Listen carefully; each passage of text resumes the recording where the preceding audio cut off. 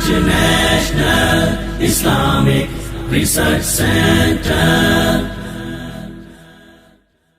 رسول اللہ صلی اللہ علیہ وسلم کا فرمان ہے، دین اسلام ایک ایسی عظیم نعمت ہے، اس کو قبول کر لینے سے انسان کی سابقہ زندگی اگر کفر کی حالت میں بھی تھی، اللہ کی نافرمانی کی حالت میں تھی، جب اس نے اسلام قبول نہیں کیا تو دنیا جہان کی ہر برائی اس میں ہو سکتی ہے۔ اگر اسلام کو قبول کر لیتا ہے انسان تو پھر پچھلی ساری غلطیاں اور کوتاہیاں اللہ معاف کر دیتے ہیں، اور اسلام سے پہلے اگر اس نے کوئی خیر خواہی بھی کی ہوتی ہے، کوئی نیکی بھی کی ہوتی ہے، جب تک اسلام کو قبول نہیں کرتا اس وقت تک اس کی کوئی بھی خیر خواہی، کوئی بھی نیکی اللہ کے ہاں شرف قبولیت نہیں پا سکتی۔ لیکن اسلام کو اگر سچے دل سے قبول کر لے تو سابقہ خیر خواہی اور سابقہ نیکی بھی اللہ تعالی اس کو عطا کر دیتے ہیں۔ آج کتنے لوگ بہت سے فضائل بیان کرنا شروع کر دیتے ہیں کفار کے ممالک کے، کافروں کے متعلق، اور ایسے لوگ جو اللہ رب العزت کے بارے میں ان کے تصورات درست نہیں ہیں، جتنے نان بلیورز ہیں ان کے بارے میں بہت ساری گفتگو کرتے ہیں کہ یہ کتنے اچھے لوگ ہیں اور یہ کتنی خیر خواہی کرتے ہیں۔ اللہ کے ہاں کوئی بھی خیر خواہی ان کی قابل قبول نہیں۔ سبب کیا ہے؟ عبداللہ بن جدعان یہ ایک ایسا شخص تھا جو لوگوں سے بہت زیادہ قرض لے بیٹھا۔ اب اس کے پاس اتنا مال نہیں تھا کہ لوگوں کا قرض لوٹا دے۔ آخر کار یہ اپنے گھر سے بھاگ نکلا، اچانک ایک غار میں جا کے چھپ گیا۔ وہاں اس کو سونے کا بنا ہوا ایک ہرن مل گیا اور اس کے وارے نیارے ہو گئے۔ اس نے وہ ہرن اٹھایا اور گھر لے آیا، لوگوں کے قرض بھی واپس کیے، اور ہر سال 1000 جانور حاجیوں کے لیے ذبح کرتا، ان کو ستو پلانے کا بندوبست کرتا اور ان کو لباس دیتا۔ اور 1000 جانور کیسے؟ 1000 اونٹ ذبح کیے، بکریاں 1000 ذبح کی اور گائے ذبح کی۔ اتنی بڑی خیر خواہی جس کو ہم خیر خواہی کہہ رہے ہیں، جب پیش کی گئی تو عائشہ رضی اللہ تعالی عنہ نے ایک سوال کیا، یا رسول اللہ صلی اللہ علیہ وسلم، کیا اس شخص کو بھی اللہ معاف نہیں کریں گے؟ آپ نے فرمایا نہیں، ولا صلی یوما، اس نے ایک بھی نماز نہیں پڑھی، اس کے اس نیکی کو اللہ کیسے قبول کریں گے؟ اور دوسری روایت میں آتا ہے وَلَمْ يَقُلْ يَوْمًا رَبِّ اغْفِرْ لِي خَطِيئَتِي يَوْمَ الدِّينِ، اس نے ایک دن بھی اللہ کے سامنے ہاتھ اٹھا کے یہ نہیں کہا اے میرے مالک مجھے معاف کر دے۔ تو جو شخص رب سے تعارف نہیں کر لیتا، اسلام کو قبول نہیں کر لیتا، اس وقت تک اس کی کوئی نیکی بھی قبول نہیں۔ رسول اللہ صلی اللہ علیہ وسلم پر نازل ہونے والا قرآن اس حقیقت کو بیان کرتا ہے، قُلْ لِلَّذِينَ كَفَرُوا إِن يَنْتَهُوا يُغْفَرْ لَهُم مَا قَدْ سَلَفَ، اے میرے پیارے پیغمبر محمد صلی اللہ علیہ وسلم، آپ ان کافروں سے کہہ دیجئے اگر وہ باز آ جائیں اپنے کفر سے تو ان کے پچھلے سارے گناہوں کو معاف کر دیا جائے گا۔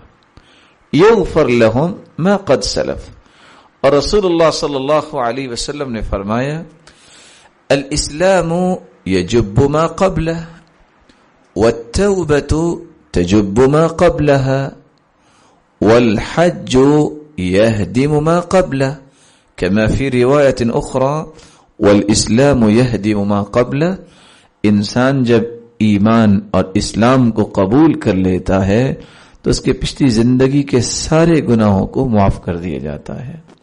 اور اسی طرح اگر مسلمان ہے، اسلام کی حالت میں اس نے بہت سارے گناہ کر لیے ہیں اور معاصی کا ارتکاب کر لیا ہے، نافرمانیاں کر لی ہیں، تو توبہ یہ انسان کے سابقہ تمام گناہوں اور نافرمانیوں کو نیکیوں میں تبدیل کر دیتی ہے. اس لیے عبداللہ ابن عباس رضی اللہ تعالی عنہ فرمایا کرتے تھے، لا صغیرۃ مع الاصرار. کچھ لوگوں کا ذہن ہوتا ہے کہ میں تو چھوٹا گناہ ہی کر رہا ہوں نا، یہ تو صغیرہ گناہ ہے نا. لا صغیرۃ مع الاصرار. جو شخص بار بار صغیرہ گناہ کرتا ہے وہ صغیرہ نہیں رہتا، وہ بھی کبیرہ بن جاتا ہے. اور اگر کبیرہ گناہ بھی انسان سے ہو گیا، ولا کبیرۃ مع الاستغفار. جو انسان سچے دل سے استغفار کر لیتا ہے، سچی نیت سے توبہ کر لیتا ہے، جس کو توبۃ النصوح کہتے ہیں. اور وہ توبہ کیسی ہوتی ہے؟ جب انسان گناہ کو چھوڑ دے، جب انسان اعتراف اور اقرار کر لے کہ میں نے غلطی کی، جب انسان شرمندہ اور نادم اور پریشان ہو جائے، جب اس بات کا عزم کر لے کہ میں دوبارہ گناہ نہیں کروں گا. جب ان باتوں کو سامنے رکھتے ہوئے انسان توبہ کرتا ہے تو حدیث یہ کہتی ہے، التائب من الذنب کمن لا ذنب له. جو توبہ کر لیتا ہے وہ تو ایسے ہو جاتا ہے جیسے اس نے گناہ کیا ہی نہیں.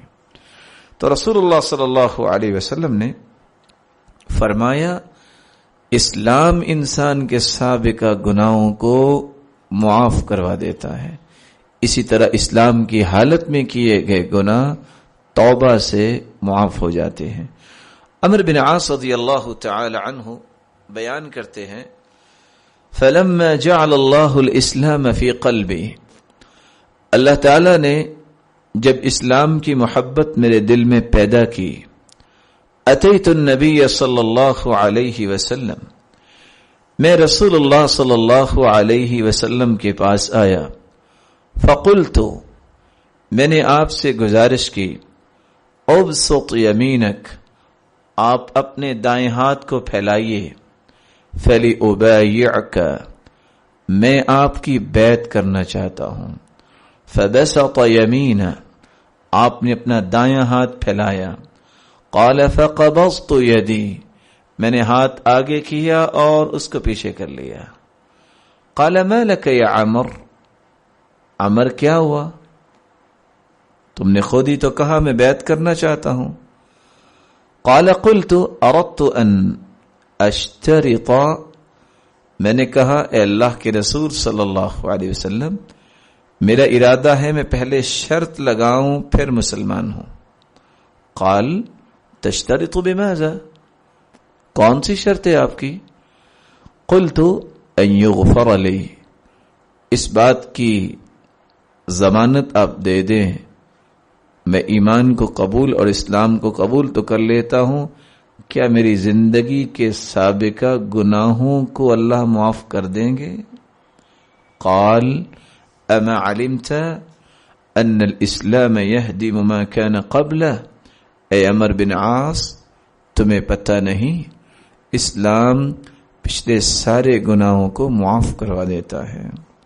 وان الہجرہ تہدم ما كان قبلها، جب انسان اللہ کے لیے ہجرت کرتا ہے، اللہ کے لیے گھر کو چھوڑتا ہے، اللہ کی رضا کے لیے برائیوں کو چھوڑ کر نیکی کی طرف سفر کرتا ہے، تو یہ ہجرت انسان کے سابقہ گناہوں کو معاف کروا دیتی ہے. وَأَنَّ الْحَجَّ يَهْدِمُ مَا كَانَ قَبْلَ، اگر اسلام کی حالت میں انسان حج کر لیتا ہے تو اس کی غلطی اور کوتاہی جو اس سے سرزد ہو چکی ہے، تو جب حج کر کے واپس آتا ہے يَهْدِمُ مَا كَانَ قَبْلَ، تو اس کے پچھلے سارے گناہ معاف ہو چکے ہوتے ہیں. بلکہ رسول اللہ صلی اللہ علیہ وسلم کا فرمان ہے، من حج فلم يرفث ولم يفسق رجع کیوم ولدت امہ. حج کر کے جب انسان واپس پلٹتا ہے تو اس طرح وہ گناہوں سے پاک صاف ہوتا ہے جس طرح آج ہی اللہ نے اسے پیدا کیا ہے. انسان جب دنیا میں قدم رکھتا ہے تو کوئی اس پہ گناہ نہیں ہوتا. اس طرح جب انسان حج کر کے واپس پلٹتا ہے اور اس نے ارکان پورے کیے ہیں، واجبات پورے کیے ہیں اور رسول اللہ صلی اللہ علیہ وسلم کی سنت کے مطابق حج کیا ہے، تو ایسا انسان اس حالت میں واپس پلٹتا ہے کہ وہ آج ہی دنیا میں آیا ہے.